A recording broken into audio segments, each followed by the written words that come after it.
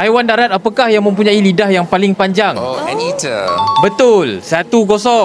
Gunung tertinggi di Malaysia terletak di mana? Sabah. Betul. Osom. Rock, paper, scissors lah.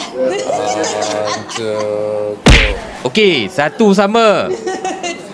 Siapakah wanita kedua yang diberi gelaran Biduanita Negara? Siti Nurhaliza. Bukan. Sharifah Aini. Betul. Oh, first Saloma. Ya, Saloma. 2-1. Apakah ibu negara Sweden? Stockholm. Betul. Pekot. 2 sama.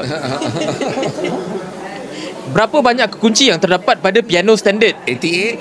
Betul. Yeah. 3-2. Siapakah wanita pertama yang memenangi hadiah Nobel? Mary Curie. Betul. 3 sama. Wow, well done. I had to do a topic on that in school. Dorothy dalam Wizard of Oz berasal dari... Princess. Betul. 4-3. Of course we know Wizard of Oz. Tanda zodiak apakah yang diwakili oleh biri-biri? Virgo. Bukan. Bukan Virgo. Stars. Start dengan huruf A. Aries. Betul.